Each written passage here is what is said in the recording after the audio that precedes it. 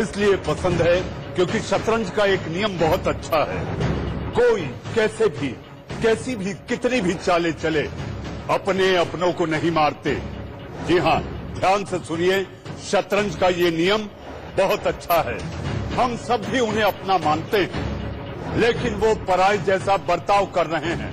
और पराये जैसा बर्ताव इसलिए कि वो ही बेहतर जानते हैं, और उनके पराये जैसे बर्ताव की वजह से उनकी खुद की जान जोखिम में है।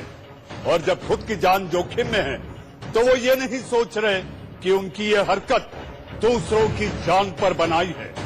जी हाँ, आप समझ गए होंगे मेरा इशारा किस ओर है। मैं बात किसकी कर रहा हूँ? मैं बात कर रहा हूँ वो जमातियों की जो इन दिनों बगैर सोचे समझे एटम बम की तरह घूम रहे हैं। अगर घूम नहीं रहे तो वो वहां जाकर छिप रहे हैं जिसमें वो खुद के साथ साथ अपनों को भी मुसीबत में डाल रहे हैं। जी हाँ, और इसके साथ साथ अगर बात की जाए, जो जान अपनी जोखिम में डालकर इनकी मदद के लिए सामने आ रहे हैं, फिर वो चाहे समाज सेवी संगठन हो, पुलिस हो, चिकित्सा कर्मी हो, मीडिया कर्मी हो, उनके साथ जो इनका बर्ताव है उससे गर्दन झुक जाती है। नमस्कार, शाम के 7 बजने वाले हैं और मैं हूं मनीष अवस्थी, देश का सवाल लेकर आपके सामने हाजिर हूं। आखिर जमातियों के दिमाग में ये जहर कौन भर रहा है? आखिर जमातियों की जहालत रुक क्यों नहीं रही? दुनिया का हर देश, पूरा भारत एकजुट होकर कोरोना वॉरियर्स के समर्पण को सैल्यूट कर रहा है, उन पर फूल बरसा रहा है, लेकिन जाहिल जमाती उन पर गंदगी फेंकने से बाज नहीं आ रहे, उन पर थूक रहे हैं, उन्हें पत्थरों और डंडों से पीट रहे हैं। ऐसे में क्यों न सवाल उस तालीम और उन संस्कारों पर उठाए जाएं जो जमात को जहालत का अड्डा साबित करते दिखाई दे रहे हैं। देश का सवाल में आज इसी जहालत की जमात की बात होगी, लेकिन उससे पहले हमारे साथ आम आदमी पार्टी के नेता सांसद संजय सिंह हमारे साथ जुड़ चुके हैं। संजय जी, इंडिया न्यूज में शाम 7 बजे देश का सवाल में आपका स्वागत है। संजय जी, जमातियों ने दिल्ली को ऐसे मुहाने पर लाकर खड़ा कर दिया जिसकी कल्पना भी नहीं की जा सकती।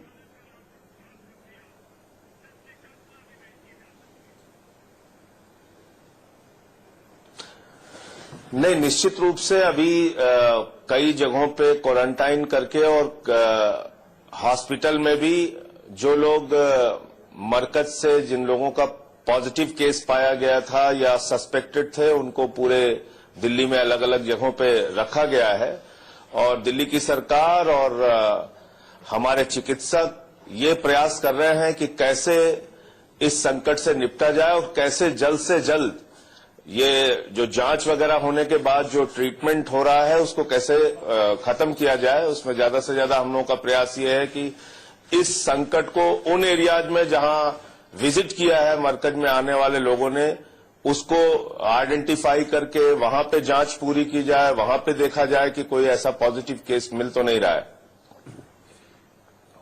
जी संजय जी, एक और बात, जहां तक लगातार मुख्यमंत्री जी अरविंद केजरीवाल जी हो। मनीष जी, आवाज बहुत कर रही है। हेलो, मैं पीसीआर से कहता हूं संजय जी, पीसीआर संजय जी की आवाज गूंज रही है, जरा इसे ठीक किया जाए।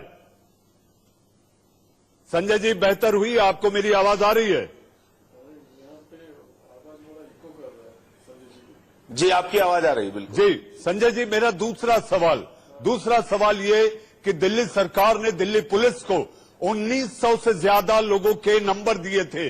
क्या उनकी ट्रैकिंग, जैसा कि मुख्यमंत्री अरविंद केजरीवाल जी ने कल कहा था कि T5 फॉर्मूले पर दिल्ली सरकार काम करेगी, ट्रैकिंग को लेकर आखिर कोई जानकारी कि कौन कहां कैसे छुपा हुआ है? संजय जी, देखिए, इसमें मैं आपको स्पष्ट कर दूं कि इसमें प्रयास ये है कि जैसे जितने दिनों तक वो लोग रहे हैं और उन दिनों में वो कहां पर गए हैं, वो लोग किन किन लोगों के संपर्क में आए हैं, जिससे ये खतरा बढ़ जाता है कि भाई जिन एरियाज में वो लोग गए, विजिट किया, उससे दूसरे लोगों को कोरोना का संकट पैदा हो सकता है, ये संक्रमण फैल सकता है। तो इसलिए हम लोगों ने वो फोन नंबर उपलब्ध कराया है पुलिस को कि उन नंबर्स पे कॉल करके, उन जगहों पे कॉल करके पता करें, ट्रैकिंग करें कि कहां ये लोग गए थे और क्या ऐसे एरियाज हैं, क्या वहां पर कोई ऐसा आदमी है जो इसके सिम्टम्स पाए जा रहे हैं कोरोना के, और उसके आधार पर फिर दिल्ली सरकार वहां पे अपने चिकित्सा टीम भेज के और बाकी आगे की कार्रवाई कर सकती है। जी संजय जी, एक और बात, आज प्रधानमंत्री ने सर्वदलीय बैठक लेकिन में अभी उसमें और तेजी से काम करने की जरूरत है। पुलिस अभी और थोड़ा, हम लोगों को अपेक्षा है, उम्मीद है कि थोड़ा पुलिस इसमें और सक्रियता से अगर ट्रैक कर पाएगी तो अच्छा रहेगा। इसलिए आज मुख्यमंत्री जी ने और हम सब लोगों ने सुबह एक कॉन्फ्रेंस कॉल हुई थी सांसदों की, उसमें भी ये विषय उठाया था। जी संजय जी, प्रधानमंत्री जी ने आज सर्वदलीय बैठक में जो संकेत दिए हैं उससे ये लगता है, साफ संकेत है कि लॉकडाउन बढ़ने वाला है। लोगों के मन में ये चिंता है कि 14 अप्रैल के बाद आखिर क्या होगा। दिल्ली सरकार, आप आम आदमी पार्टी के कोर कमेटी मेंबर हैं, आपकी क्या राय लगती है, और जो इस समय हालात हैं उसको देखकर क्या लगता है? देश आपसे जानना चाहता है, दिल्ली के दिल में रह रहे लोग जानना चाहते हैं।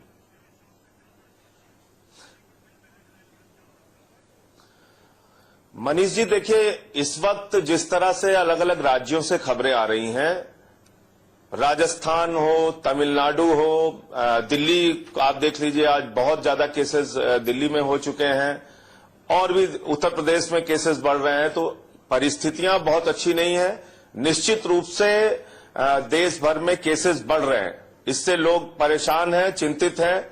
लेकिन इसके साथ साथ दूसरा पक्ष भी वो है कि रोज कमाने रोज खाने वाले लोग हैं, जिनकी जिंदगी में इस वक्त खाने का संकट पैदा हो गया है।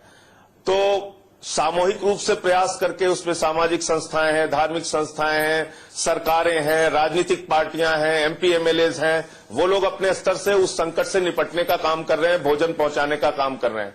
लेकिन कितना लंबा हम इस चीज को जारी रख पाएंगे, उन सारी चीजों का आकलन करके चरणबद्ध तरीके से हटाएगी सरकार या इसको और लॉकडाउन को बढ़ाएगी। मैं समझता हूं इसको एक सामूहिक रूप से चर्चा करके, मुख्यमंत्रियों के साथ प्रधानमंत्री जी की चर्चा होने के बाद ही इस पर कोई निर्णय होना चाहिए। अचानक कोई बात बोल देना वो ठीक नहीं होगा। कि सभी परिस्थितियों का आकलन केंद्र सरकार भी कर रही है और दिल्ली सरकार भी कर रही है, तमाम अन्य सरकारें भी कर रही हैं। सबका फीडबैक लेकर ही कोई अंतिम निर्णय पर पहुंचा जा सकता है। लेकिन अगर आप बीमारी के फैलने के बारे में मुझसे पूछेंगे, निश्चित रूप से ये इस समय सबकी चिंता का विषय है। महाराष्ट्र हो, दिल्ली हो, तमिलनाडु हो, राजस्थान हो, उत्तर प्रदेश हो, कई राज्य अब धीरे धीरे इसके चपेट में आ रहे हैं और ये बीमारी, ये संक्रमण बढ़ रहा है उन राज्यों में। संजय जी, आप बड़े सधे हुए नेता हैं, मंजी हुई भाषा और बिल्कुल नापतौल के शब्दों को आप कहते हैं। आपने संकेत में ये तो कहा कि इसका आकलन सामूहिक रूप से होगा, लेकिन ये संकेत बार बार और खुले तौर पर आए हैं कि जमातियों ने दिल्ली को मुश्किल में ढकेला है। और जहां तक इन जमातियों की बात की जाए, आप सारे देश में आंकड़े देखें, लगभग 35% जो मामले हैं, सब कुछ ठीक चल रहा था। ऐसा प्रतीत हो रहा था कि भारत एक महान शक्ति के रूप में कोरोना को हराने, कोरोना को ध्वस्त करने और खत्म करने की ओर आगे बढ़ रहा था। लेकिन जमातियों ने जिस तरह से देश को ऐसे मुहाने पर लाकर खड़ा किया है, जमाती और कुछ इनके जमात के मौलाना अब कहने लगे हैं कि जमातियों के साथ सियासत होने लगी है। संजय जी,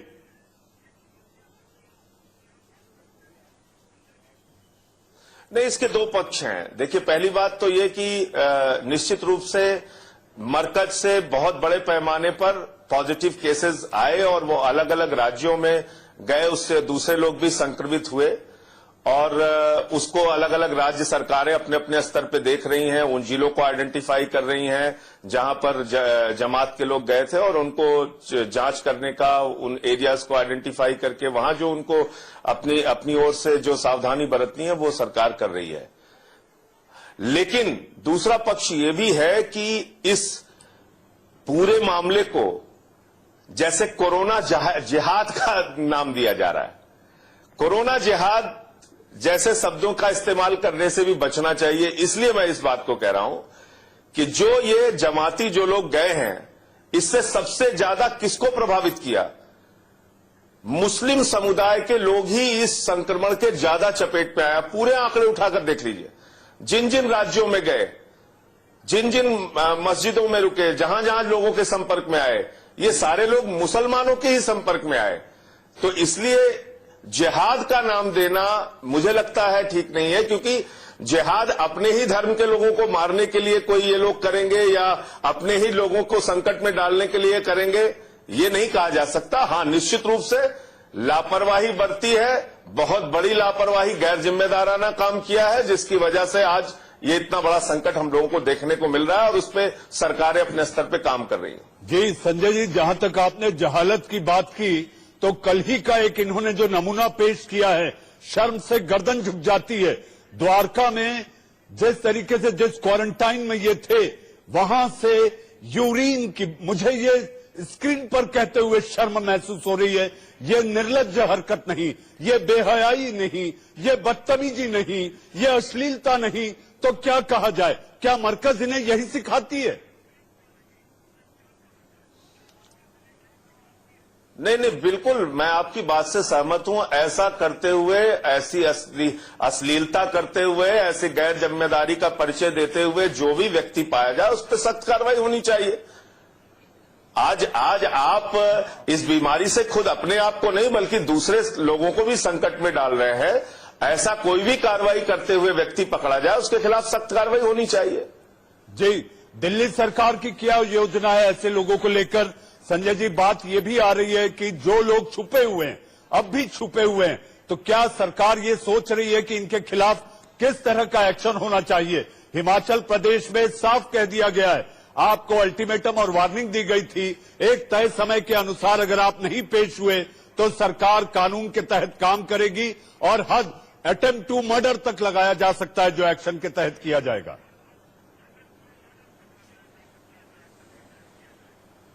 देखिए, आप भी इस बात को जानते हैं कि दिल्ली में लॉ एंड ऑर्डर पूरी तरीके से केंद्र सरकार के पास है। इसलिए मुख्यमंत्री जी ने उन 2000 लोगों के नंबर दिए हैं और कहां कहां किन किन एरियाज में वो गए हैं, उसको ट्रैक करने की जिम्मेदारी दिल्ली पुलिस को दी है। जैसे अभी तक हम लोगों ने जो प्रयास करके मरकज में जितने लोग थे, उन सारे लोगों को अलग अलग जगहों पे शिफ्ट किया जा चुका है। मरकज में जितने लोग थे, उन सारे लोगों को क्वारंटीन किया जा चुका है। उनमें से जो लोग पॉजिटिव पाए गए हैं, उनका इलाज चल रहा है। लेकिन वो लोग किन किन एरियाज में गए हैं उस दौरान, उसको आइडेंटिफाई करके जैसे ही पुलिस प्रशासन हम लोगों को बताएगा, उस पर भी हम कार्रवाई करेंगे। अभी उसमें पुलिस भी अपना काम कर रही है और भी तमाम जिम्मेदारियां उनके ऊपर हैं, लेकिन उस दिशा में पुलिस भी अपनी ओर से प्रयास कर रही, काम कर रही है। जो जो हमको फीडबैक मिलता जाएगा, दिल्ली सरकार पूरी तरह प्रतिबद्ध है, उस पर हम कार्रवाई करेंगे। जी संजय जी, संक्षिप्त जवाब और एक आखिरी सवाल। मुझे पता है आपकी व्यस्तता बहुत है। सवाल ये कि शुरुआती दौर में प्रशासन से लापरवाही हुई मरकज में इस जमात को लगने देने को लेकर।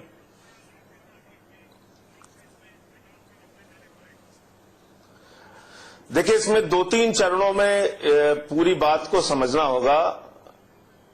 केंद्र सरकार ने साफ तौर पर निर्देश जारी किया था, मनीष जी आप जानते हैं, जिसमें उन्होंने कहा था कि विदेश से आने वाले लोगों को क्वारंटीन किया जाएगा, उनको अलग अलग जगहों पर रखा जाएगा। मानेसर में उनकी व्यवस्था की गई थी, छावला में आईटीबीपी में उनकी व्यवस्था की गई थी और कई जगहों पर डीडीए के फ्लैट्स वगैरह में उनका इंतजाम किया गया था कि पहले उनको अलग रखा जाएगा 14 दिनों के लिए, फिर उनको अलग अलग एरियाज में जहां वो जाते हैं वो जाएं। या फिर इसके साथ ये भी नियम लगाया गया था कि भाई अगर कोई व्यक्ति विदेश से आ रहा है और जा रहा है अपने घर, तो 14 दिन वो बिल्कुल अलग रहेगा सबसे। सबसे पहली बात तो इस पॉइंट पे बड़ी लापरवाही हुई कि कैसे इन 17 देशों के नागरिकों को बगैर जांच किए, बगैर क्वारंटाइन किए कैसे यहां पर आने दिया गया। ये जो विदेश से आए हुए नागरिक थे यहां मरकज में, उनके द्वारा ये बीमारी फैली, जो अभी तक की जानकारी मिल रही है। पहला केस तेलंगाना में आया, उसके बाद तब यहां हड़कंप मचा और तब तक ये लॉकडाउन लगा हुआ था, लॉकडाउन घोषित हो चुका था। लेकिन 15 तारीख से 12 मार्च को हमारी सरकार का एक आदेश आया जिसमें 200 से ज्यादा लोग इकट्ठा नहीं हो सकते। नागरिक थे यहां मरकज में, उनके द्वारा ये बीमारी फैली, जो अभी तक की जानकारी मिल रही है। पहला केस तेलंगाना में आया, उसके बाद तब यहां हड़कंप मचा और तब तक ये लॉकडाउन लगा हुआ था, लॉकडाउन घोषित हो चुका था। लेकिन 15 तारीख से 12 मार्च को हमारी सरकार का एक आदेश आया जिसमें 200 से ज्यादा लोग इकट्ठा नहीं हो सकते।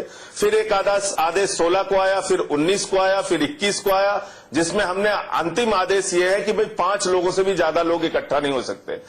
उस समय रहते अगर पुलिस प्रशासन ने जो हमने 13 का आदेश दिया था उसका अनुपालन कराया होता और उस मरकज की जगह को खाली करा लिया होता तो शायद इतना बड़ा संकट देखने को नहीं मिलता।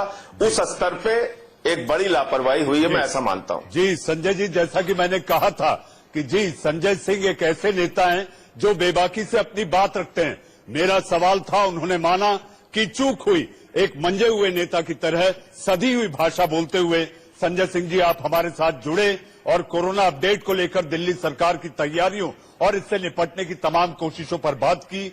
आपका बहुत बहुत धन्यवाद। जी, जैसा कि मैंने पहले जब देश का सवाल शुरू किया था तो आपसे मैंने वादा किया था कि हम रिपोर्ट दिखाएंगे। रिपोर्ट में आप देखिएगा कि ये मरकज के जमाती जिस मरकज से बाहर आए, इनकी अश्लील हरकतों ने किस तरह से मरकज को भी बदनाम किया, उस जमात को भी बदनाम किया और साथ साथ इंसानियत को शर्मसार किया है। आप देखिए हमारी ये रिपोर्ट।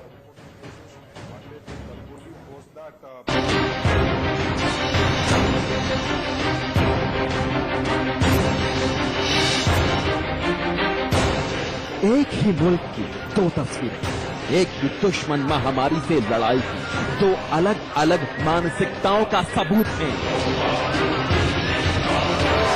दोनों ही तस्वीरों में कोरोना वॉरियर्स हैं, लेकिन पहली तस्वीर में उन पर फूलों की बारिश की जा रही है, लेकिन दूसरी तस्वीर में कोरोना वॉरियर्स के समर्पण का सिला उन पर गंदगी से भरी बोतलें फेंक कर दिया जा रहा है।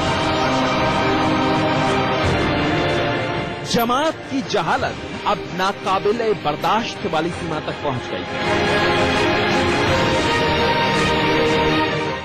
दिल्ली के द्वारका में क्वारंटीन सेंटर में रह रहे जमातियों ने मेडिकल स्टाफ और पुलिस को निशाना बनाकर यूरिन से भरी हुई बोतलें फेंकी। कल दिल्ली में ही नरेला के क्वारंटीन सेंटर से खबर थी कि मेडिकल टीम की निगरानी में रह रहे जमातियों ने दरवाजों के बाहर खुले में शौच कर दिया। इससे पहले इंदौर में सर्वे और जांच करने पहुंची मेडिकल टीम पर पत्थर बरसाए गए। गाजियाबाद में डॉक्टर और नर्सों को चिट्ठी लिखकर कहना पड़ा कि ये जाहिल जमाती महिलाओं के सामने पैंट उतारकर अश्लील हरकतें कर रहे हैं। बरेली में पुलिस की पिटाई से लेकर बिहार में गोली चलाने तक देश के कोने कोने से जाहिल जमातियों की शर्मनाक खबरें आ रही हैं, और वो भी तब जब शीशे की तरह साफ है कि इन्हीं जमातियों की वजह से कोरोना के खिलाफ युद्ध कमजोर पड़ा है। वो भी तब जब कोरोना को हराकर देश को जिताने के लिए पूरा देश 2 हफ्ते से ज्यादा वक्त से घरों में बंद है और कोरोना का संकट घटने की जगह बढ़ता जा रहा है। ये जमात की जहालत की हद है। ये कोरोना के खिलाफ लड़ाई में दगाबाजी है। ये खुद की जिंदगी के साथ साथ दूसरों की जिंदगी के साथ खिलवाड़ है, और इसकी 3 अहम वजह हैं। पहली वजह, कोरोना से लड़ाई चलती रही लेकिन जमाती सामने नहीं आए। दूसरी वजह, जमाती इलाज नहीं करा रहे, और तीसरी वजह, जमाती घुस गए हैं यानी छिप गए हैं। आज हालात ये हो गए हैं कि यूपी में 15 जिले पूरी तरह सील करने पड़े। मध्य प्रदेश में इंदौर और भोपाल जैसे शहर कोरोना के हॉटस्पॉट बन गए। मुंबई जैसे बड़े महानगरों पर भयानक खतरा मंडरा रहा है, और अब सिर्फ सरकार ही नहीं, विपक्ष भी जमात की वजह से पैदा हुए खतरे से डरा हुआ है। कांग्रेस नेता संजय निरुपम ने महाराष्ट्र में और कठोर लॉकडाउन की मांग की। लॉकडाउन के दम पर देश ने कोरोना के विरुद्ध युद्ध में अपनी स्थिति काफी मजबूत कर ली थी, लेकिन तबलीगी जमात के जहरीले दिमागों में न जाने कौन इस कदर जहर भर रहा है कि वो पूरे देश को मौत की महामारी में झोंकने में कोई कसर नहीं छोड़ रहे। दिल्ली के कुल मामलों में 66% मरकज से जुड़े हुए हैं। तमिलनाडु में तो 90% मामले ऐसे हैं, यूपी में 52%, मध्य प्रदेश में 8%, राजस्थान में 50%, तेलंगाना में 47% और हरियाणा में 57% मामले मरकज या जमात से जुड़े हुए हैं। यानी आप महामारी फैलाएंगे और फिर मर्यादा भी भूल जाएंगे। सवाल ये है कि जब जमात के अधर्म पर धर्म का बुर्का डाला जा रहा है तो सेकुलर जमात चुप क्यों है? तो आपने हमारी इस रिपोर्ट में 2 तस्वीरें देखी। जैसे ही पैकेज शुरू हुआ तो पैकेज में एक तस्वीर थी नागपुर की। जी हाँ, नागपुर में जब आज मैं नागपुर के पुलिस आयुक्त डॉक्टर BK उपाध्याय से बात कर रहा था तो उन्होंने कहा कि आप देखिएगा कि नागपुर के लोग लगभग 50 लाख की आबादी वाले शहर में जब नागपुर पुलिस गुजर रही थी तो सोशल डिस्टेंसिंग यानी कि दूरी बनाकर लोग पुलिस का स्वागत कर रहे थे। और ये कहा जा सकता है कि अच्छा सिला दिया तूने मेरे प्यार का। और दूसरी तस्वीर आपने देखी कि किस तरह से जमातियों ने जब चिकित्सा कर्मी इंदौर हो, गाजियाबाद हो, नरेला हो, बात करें द्वारका की, इनकी ये ओछी हरकतों से आप खुद अंदाजा लगा सकते हैं कि ये खुद की जान बचाना तो दूर, जान बचाने वालों की जान पर बना है। जी आइए अब हम आपको आंकड़ों के जरिए दिखाते हैं कि आखिर इस समय कोरोना अपडेट और कोरोना समाचार और ये आंकड़े आपको बताएंगे कि कहां जा रहा है।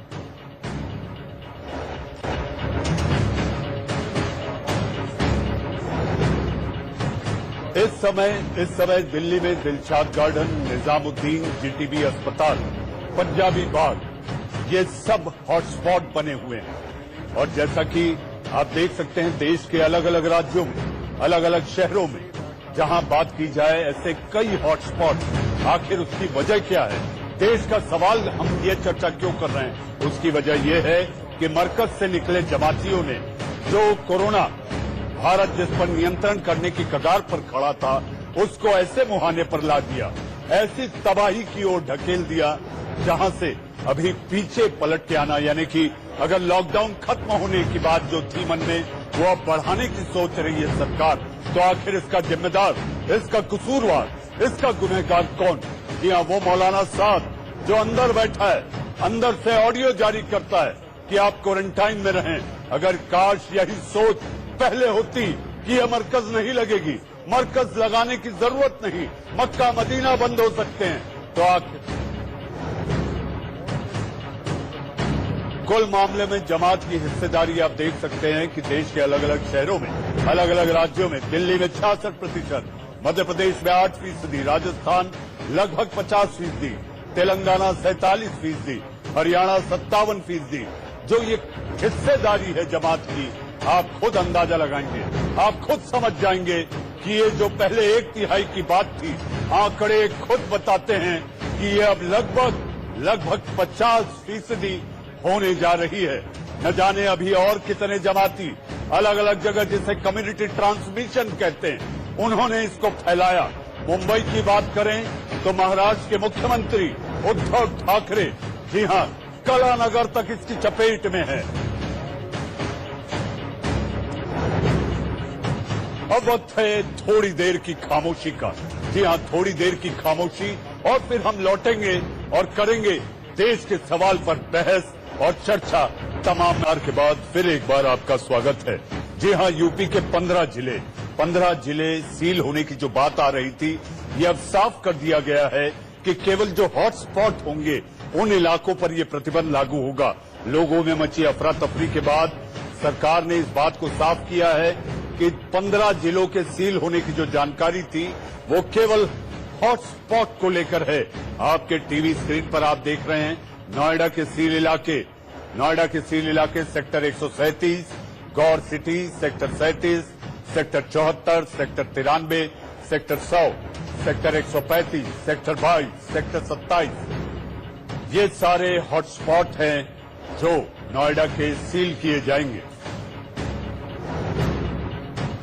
आपके टीवी स्क्रीन पर जो जानकारी पहले लोगों में आई, जिसके बाद सामान खरीदने को लेकर अफरा तफरी मची, उसके बाद हम ये आपको साफ कर दें और बता दें कि केवल हॉटस्पॉट, उसके आसपास की जगह को लेकर प्रतिबंध लागू होगा, न कि पूरे जिले में। की स्क्रीन पर जो जानकारी पहले लोगों में आई, जिसके बाद सामान खरीदने को लेकर अफरा तफरी मची, उसके बाद हम ये आपको साफ कर दें और बता दें कि केवल हॉट स्पॉट उसके आसपास की जगह को लेकर प्रतिबंध लागू होगा, न कि पूरे जिले में।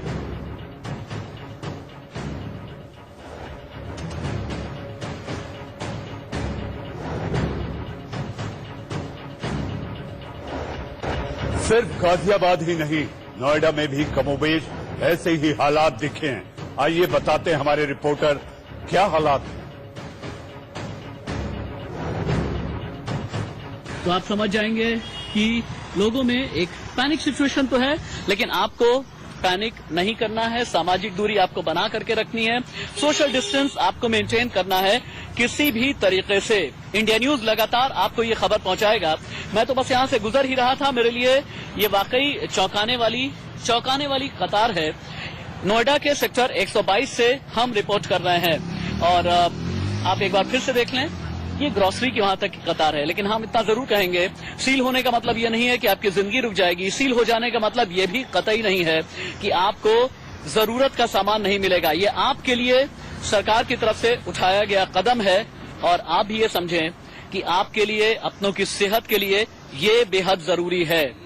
लॉकडाउन को लेकर के यूपी और नोएडा के जिले सील होने को लेकर के और नोएडा के कितने और हॉटस्पॉट हैं, इसके बारे में हर एक जानकारी सिर्फ और सिर्फ इंडिया न्यूज लगातार आपको पहुंचाता रहेगा।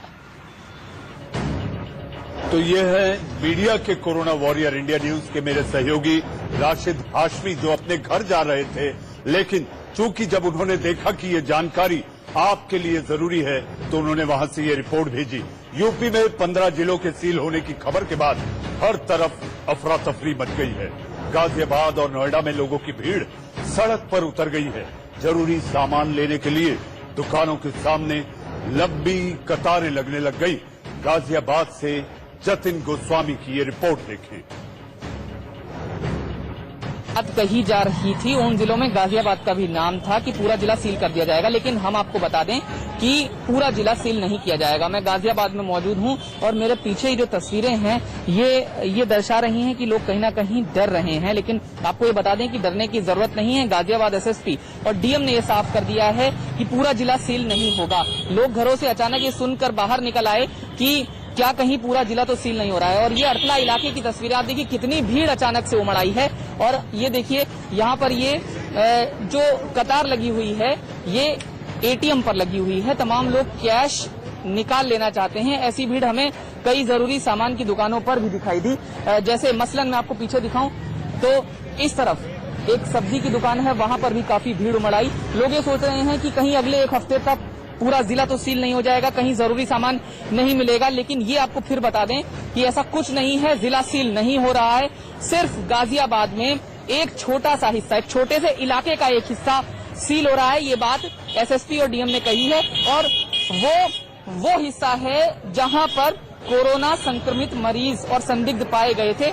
मसूरी का वो हिस्सा है, लेकिन ये अरथला इलाका है, वहां से बहुत दूर है। लेकिन यहाँ देखिए कितनी भीड़ उमड़ आई है और सोशल डिस्टेंसिंग का भी अब ख्याल लोग नहीं रख पा रहे हैं, जिस तरह से ये जो पैनिक फैला है। लेकिन हम बार बार ये बता दें कि ऐसा बिल्कुल नहीं है कि कोई जिला सील हो रहा है। खासकर जहां मैं गाजियाबाद की बात कर रहा हूं तो जिला सील नहीं हो रहा है। और देखिए भीड़ किस तरह से उमड़ आई है, ये आप समझ सकते हैं। जरूरी सामान की जो भी चीजें हैं उन पर भीड़ बहुत ज्यादा उमड़ आई है और ये पैनिक दर्शाती है। लेकिन फिर बार बार इंडिया न्यूज यही कह रहा है कि आप डरे नहीं, घबराने की बिल्कुल आवश्यकता नहीं है। तो ये थे मेरे सहयोगी जतिन, जिनकी रिपोर्ट के बाद आपको यकीन हो गया होगा। 21 दिन के लॉकडाउन का आज 15वां दिन है। दिल्ली के कनॉट प्लेस का आखिर क्या हाल है, आज के दिन ये बता रहे हैं मेरे सहयोगी अरुण ढांता। 15वां दिन है और दिल्ली की जनता लॉकडाउन का पूरा पालन कर रही है। और जाहिर तौर पर मैं इस समय कनॉट प्लेस के रोड के बीचों बीच खड़ा हूं।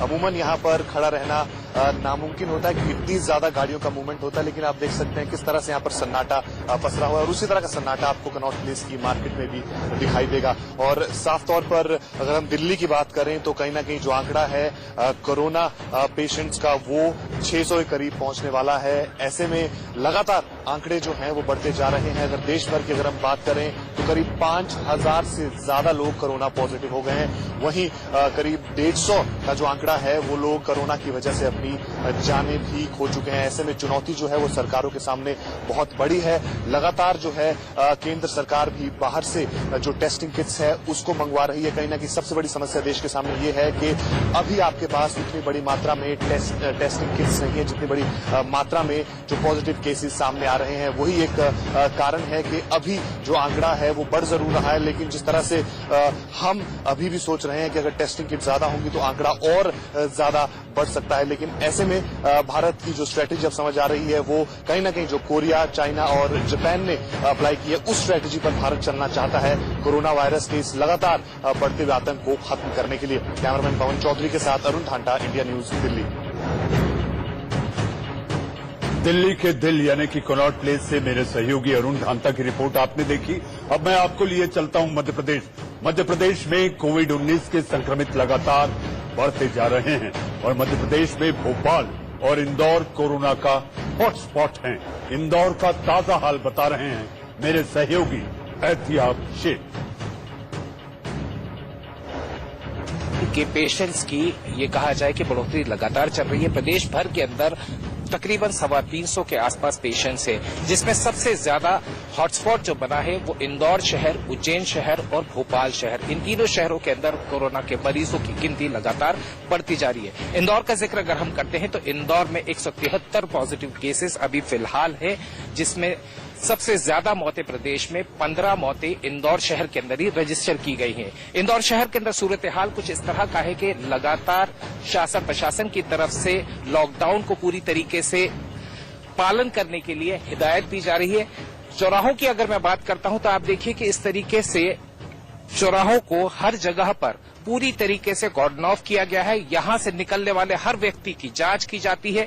महा कर्फ्यू लगाया गया है और जाहिर सी बात है कि इंदौर शहर के अंदर सबसे ज्यादा तवज्जो इस बात पर दी जा रही है कि लोग अपने घरों में ही रहें, क्योंकि सबसे ज्यादा संक्रमण अभी फिलहाल ये देखा जा रहा है कि इंदौर शहर के अंदर ही ज्यादा है। शासन और प्रशासन की तरफ से पूरे पुख्ता किए जा रहे हैं। अपनी ड्यूटी चलता हुआ नजर आ रहा है। मेडिकल स्टाफ लगातार जगह जगह पर जाकर स्क्रीनिंग करता जा रहा है। कलेक्टर मनीष सिंह ने कल एक घोषणा और की थी कि आंगनवाड़ी और स्कूल के जो टीचर्स हैं उन्हें इस काम के अंदर लगाया जाएगा कि वो अभिभावक के रूप में अलग अलग इलाकों में जाकर स्क्रीनिंग करेंगे और लोगों को समझाइश देंगे। ड्रोन कैमरे का इस्तेमाल भी किया जा रहा है ताकि गली मोहल्लों पर नजर रखी जा सके कि कहीं कोई झुंड या भीड़ लगाकर तो नहीं बैठा है। पूरी तरीके से लॉकडाउन की स्थिति किस तरह से है और पुलिसकर्मी किस तरीके से काम कर रहे हैं, आप देख सकते हैं कि यहाँ लगातार हर किसी को रोका जा रहा है। कोशिश इस बात की है कि लोगों को ज्यादा से ज्यादा लॉकडाउन का पालन कराया जाए। सर, शहर के हालात किस तरह के हैं और क्या लॉकडाउन का पालन हो रहा है बराबर? से पालन हो रहा है। तो साफ तौर के ऊपर ये देखा जाता है कि शासन अपनी तरफ से पूरी तरीके से कोशिश में लगा है कि लोग अपने घरों में ही रहें, क्योंकि कोरोना की इस महामारी से बचने के लिए फिलहाल अगर कोई उपाय है तो एकमात्र उपाय यही है कि आप अपने घरों में रहें, सुरक्षित रहें। ये थे मेरे सहयोगी एहतियाब शेख, जिनकी रिपोर्ट देखने के बाद ये एतबार हो जाता है कि प्रशासन चुस्त है। वहीं मध्य प्रदेश के मुरैना में भी कोरोना संक्रमितों की संख्या लगातार बढ़ती जा रही है। मुरैना से ज्यादा जानकारी दे रहे हैं हमारे संवाददाता उपेंद्र गौतम। पाए जाने के बाद में पुलिस प्रशासन और स्वास्थ्य विभाग के अमले ने जब उनके परिजनों पर शिकंजा कसा तो 60 से अधिक लोगों को आइसोलेशन वार्ड में दाखिल करा दिया गया। जब इनकी जांच की गई तो अति निकटस्थ परिजन जो थे वो 10 लोग भी कोरोना से पीड़ित निकले। इस तरह मुरैना में कोरोना पीड़ितों की संख्या 12 हो गई, लेकिन कल जो रिपोर्ट आई है उसमें उनका एक पड़ोसी भी संक्रमित पाया गया है। इस तरह आज वर्तमान की स्थिति में 13 लोग कोरोना से पीड़ित हैं। इस कोरोना वायरस के संक्रमण को रोकने के लिए मुरैना जिले के हर छोटे बड़े मार्ग पर बैरिकेड्स लगाकर सुरक्षा व्यवस्था लगाई गई है। लॉकडाउन का पालन कराया जा रहा है। पुलिस बल तैनात किया गया है। सिर्फ उन्हीं लोगों को आवश्यक जो कार्य में लगे हैं उन्हीं लोगों को अनुमति दी जा रही है आवागमन की। वहां से किसी को भी निकलने नहीं दिया जा रहा है। आप देख रहे होंगे मुरैना का ये मुख्य मार्ग है जिस पर बैरिकेड्स लगे हैं, पुलिस लगी है। पैदल आने जाने वालों को भी रोका जा रहा है। मैं आपको बता दूं कि इन 60 लोगों में से बीती रात 2 लोग अस्पताल की चारदीवारी फांदकर भाग गए थे, लेकिन पुलिस ने इन लोगों को पकड़ा है और वापस जिला चिकित्सालय में दाखिल करा दिया गया है। जी हां, मध्य प्रदेश से मैं आपको लिए चलता हूं देश के सबसे हॉटेस्ट सेंटर यानी कि बात महाराष्ट्र की। महाराष्ट्र का पुणे और मुंबई कोरोना का हॉटस्पॉट बन गया है। पूरे महाराष्ट्र में अब तक 1000 से ज्यादा मामले सामने आ चुके हैं। मुंबई से ज्यादा जानकारी दे रही हैं हमारी संवाददाता उर्वशी खोना। महाराष्ट्र में कोविड-19 के मरीज बढ़ते जा रहे हैं। जी हां, मुंबई एक ऐसा शहर बन रहा है जो कोविड-19 का हॉटबेड बनते जा रहा है। अगर हम बात करें मुंबई और महाराष्ट्र की, तो महाराष्ट्र राज्य ने अपना 1000 का बेंचमार्क यानी कि वहां पे पहुंच गए हैं जहां पे हजारों से ज्यादा मरीज हो गए हैं। फिलहाल की स्थिति ये है जहां पे 1000 से ज्यादा मरीज हुए हैं महाराष्ट्र में, और उसमें मुंबई की अगर बात करें तो 650 से ज्यादा मुंबई में मरीज बढ़ गए हैं। डेथ्स अगर हम बात करें तो कल 24 घंटे में जो है 12 डेथ्स रिपोर्ट की गई, 115 मरीज बढ़े, और वहीं कुल मिलाकर जो है 60 से ज्यादा डेथ्स मौत हुई है कोविड-19 के चलते महाराष्ट्र राज्य में। और इसमें से मुंबई की कुल मिलाकर अगर हम संख्या बात करें, डेथ टोल की बात करें तो 40 है। कहीं न कहीं मुंबई जिस तरह से हॉटबेड बन रहा है, ये एक बहुत ही चिंताजनक का विषय है। और ऐसे बैकड्रॉप में, ऐसे बैकग्राउंड में हम देखते हैं मुंबई कर जो है बिंदास सड़कों पर घूमते हुए दिखाई देते हैं अपने एसेंशियल सर्विसेज के नाम पर, मॉर्निंग और इवनिंग वॉक्स के नाम पर। कहीं न कहीं ये और भी ज्यादा चिंता का विषय बनते जा रहा है। इंडिया न्यूज कह रहा है हर मुंबईकर को, हर महाराष्ट्र के वासी को कि घर में रहे, स्वस्थ रहे, क्योंकि ये बहुत ही इम्पोर्टेंट है। जिस तरह से मुंबई और महाराष्ट्र में इतने बड़े आंकड़े बाहर आ रहे हैं, ये बहुत जरूरी है कि सिटीजन्स अपने नॉर्म्स को अध्ययन करें। हमारी संवाददाता उर्वशी खोना मुंबई की सड़कों का हाल बता रही थी। ये वो मुंबई की सड़कें हैं जहां चींटियों की तरह आपको लोग दिखाई देते हैं। आप अगर बात करें तो सड़कों पर बम्पर टू बम्पर ट्रैफिक रहता है, लेकिन आप जिस तरह से कोरोना का कहर मुंबई की इस रिपोर्ट में देखें तो आप समझ सकते हैं कि आपको भी घरों में बंद रहना है। ये कहर, ये कहर आप तक भी पहुंच सकता है अगर आपने लॉकडाउन का पालन नहीं किया तो। बिहार में भी कोरोना संक्रमितों की संख्या लगातार बढ़ रही है। बिहार में अब तक 38 से ज्यादा मामले सामने आए हैं और अब तक एक की मौत हो चुकी है। वहीं प्रशासन लगातार इस पर काबू पाने की कोशिश में जुटा है। बिहार के मंत्री नीरज कुमार से बात की हमारे संवाददाता शिवपूजन झा ने।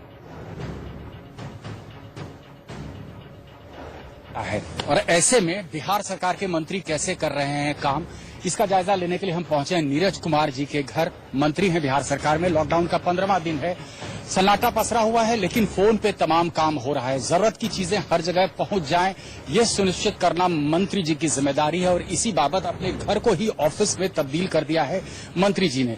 अब मैं आपको दिखा दूं, यहाँ से सैनिटाइजर भी रख रखा है, यानी कि सुरक्षा कर्मी और दूसरे जो इनके कर्मी हैं वो सैनिटाइजर का पूरी तरह से इस्तेमाल करते हैं। जितने एहतियात बरती जानी चाहिए उन सब का जो है सही तरीके से पालन हो रहा है। बाकायदा एक ऑफिस भी है यहाँ पर, और ऑफिस में हम आपको दिखाते हैं किस तरीके से जो डिस्ट्रेस कॉल्स आ रहे हैं, हर एक डिस्ट्रेस कॉल को अटेंड किया जाता है, जानकारी ली जाती है, और जो कंसर्न्ड अधिकारी हैं वहां तक वो जानकारी पहुंचाई जाती है।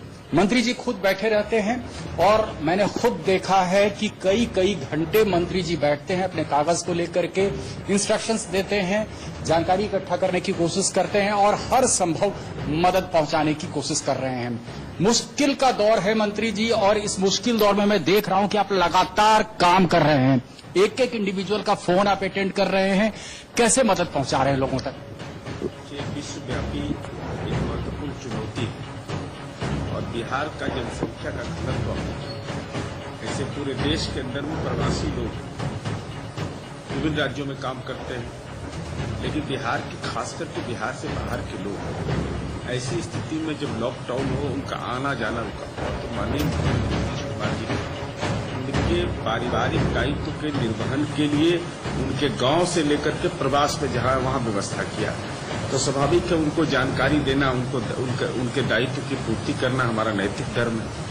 इसीलिए दिशा में हम काम करते रहते हैं, लोगों को ऐप के माध्यम से बताना, अगर अपलोड नहीं हो रहा है तो उनके पारिवारिक दायित्व के निर्वहन के लिए उनके गांव से लेकर के प्रवास में जहां वहां व्यवस्था किया, तो स्वाभाविक है उनको जानकारी देना, उनके दायित्व की पूर्ति करना हमारा नैतिक धर्म है। इसीलिए दिशा में हम काम करते रहते हैं, लोगों को ऐप के माध्यम से बताना, अगर अपलोड नहीं हो रहा है तो वो बताना, ये सारी जानकारी उन तक देते रहते हैं। बिहार सरकार ने जो ये ऐप दिया था, ये ऐप बड़ा मददगार साबित हो रहा है आम लोगों को। इस ऐप के जरिए कैसे मदद पहुंचा रहे हैं आप? देखिए हेलो, ये देखिए डिस्ट्रेस कॉल भी आया हुआ है और किस तरीके से मंत्री जी डिस्ट्रेस कॉल रिसीव कर रहे हैं, मदद पहुंचाने की कोशिश कर रहे हैं, बता रहे हैं आम आदमी को कि ऐप से डाउनलोड कैसे करना है। कई लोग तो ऐप के माध्यम से, और आपने अपना नंबर भी सार्वजनिक कर रखा है, इस बाबत भी आपको सैकड़ों कॉल दिन भर में आ रहे हैं। सबसे ज्यादा किस तरीके के डिस्ट्रेस कॉल्स आ रहे हैं? सबसे ज्यादा उन लोगों की दो तरह के बताते। पहला तो उनके मन के अंदर इच्छा रहती है घर आने की, तो उनको समझाया जाता है कि भाई ये रोग है, महामारी है, इससे बचना है, आपको परिवार को बचाना है, इसके लिए आप वहाँ रहिए। राज्य सरकार के माननीय मुख्यमंत्री जी खुद संवेदनशील, और देश का पहला राज्य बिहार बना जो प्रवासी के लिए, और विभिन्न राज्य सरकारों में भी हम लोग विरोध करते हैं। तो आप लोगों ने एक मुहिम के तरह ले रखा है, सिर्फ आर्थिक मदद ही नहीं, आप जो है सामाजिक सरोकार भी इसमें सर्वोपरि रख रहे हैं, लोगों को बता भी रहे हैं कि करना क्या है। एक महत्वपूर्ण सवाल और करना चाहते हैं, हालांकि बिहार का रिकॉर्ड अब तक तो मतलब ईश्वर की कृपा है कि ठीक है, दूसरे राज्यों से अगर हम तुलना करें, महाराष्ट्र से खास करके तुलना करें, जहां पर काफी असर देखने को मिल रहा है कोविड का, एक तरीके से इसके डेडली टेंटेकल्स हर जगह पांव पसार चुके हैं। बिहार में बहुत हद तक आप लोग इसको नियंत्रण में रखने में सक्षम हुए हैं, लेकिन ये मरकज के जो लोग आए हैं उससे समस्या बढ़ी है। बिहार में मरकज के लोगों से क्या कोई समस्या हुई है, या आप लोग उसको काबू में रखने में सक्षम हुए हैं? समस्तीपुर से जैसे बातें आई थी कि नर्सों के साथ अभद्र व्यवहार, दूसरी जगह से भी खबरें आ रही थी, उस बाबत क्या कर रहे हैं? कि राज्य सरकार पूरे तौर पर संवेदनशील है, चाहे कोई भी व्यक्ति हो, कोई भी संस्था हो, अगर कोई संक्रमण का काम बुरी नीयत के साथ करे तो जो भी लोग हैं उनकी पहचान हम लोग करते हैं। इससे बात करने के लिए बहुत बहुत धन्यवाद। ये थे बिहार सरकार के मंत्री नीरज कुमार, और जाहिर तौर पर तमाम जो मंत्रीगण हैं वो इसी तरीके से काम कर रहे हैं, और फोन खुला हुआ है, ऐप के जरिए हजारों की संख्या में, लाखों की संख्या में लोग इनसे जुड़ रहे हैं, सीधे संवाद कर रहे हैं और उनकी समस्या का समाधान कर रहे हैं मंत्री जी। आपने देखी मेरे सहयोगी शिवपूजन झा की बिहार से रिपोर्ट, जो बात कर रहे थे मंत्री नीरज कुमार से। अब वक्त है एक छोटे से ब्रेक का, ब्रेक के बाद तुरंत लौटेंगे। आजा घर से ना निकल प्यारे, वक्त है सख्त अब संभल प्यारे, जानता हूँ कि साफ दिल है तू, साफ रख मल के हाथ धो प्यारे, वक्त है सख्त अब संभल प्यारे, दूर से ही सलाम कर सबको, वक्त के साथ तू बदल प्यारे, वक्त है सख्त अब संभल प्यारे, छोड़ दे काम सब खुदा के लिए, छोड़ दे काम सब खुदा के लिए, घर की चीजों से भी बहल प्यारे, घर की चीजों से भी बहल प्यारे, वक्त है सख्त अब संभल प्यारे। कौन जाने कि कौन कैसा हो, फासला रख के दूर चल प्यारे। वक्त है सख्त अब संभल प्यारे। चांद को देख याद कर उनको, घर की छत पर भी तू टहल प्यारे। वक्त है सख्त अब संभल प्यारे। खुश हो तू चहचहाती चिड़ियों से, तितलियां देख तू मचल प्यारे। वक्त है सख्त अब संभल प्यारे। देख कुदरत भी आज रूठी है, देख कुदरत भी आज रूठी है। अब तो इतना न दे दखल प्यारे, अब तो इतना न दे दखल प्यारे। वक्त है सख्त अब संभल प्यारे। प्लीज अपने अपने घरों में रहें, सुरक्षित रहें। Thank you so much. तो ये थी लखनऊ से मशहूर शास्त्रीय गायिका और प्लेबैक सिंगर सुचिता पांडे। जी हाँ, प्राथमिकता है देश को महामारी से बचाना, शब्बे बारात है। मैं भी आपसे हाथ जोड़ के आग्रह करता हूं कि आप घर में रहकर ही इबादत करें, हतोत्साहित नहीं होना है। हमें दूसरों को प्रोत्साहित करना है कि लॉकडाउन में आप घरों में रहें और सरकारी नियमों का पालन करें। देश का सवाल में आज के लिए बस इतना ही। दिन भर की खबरों के पिटारे के साथ साथ कोरोना समाचार, कोरोना अपडेट लेकर आएंगे मेरे सहयोगी रोहित पुनेठा। आंख कान खोल।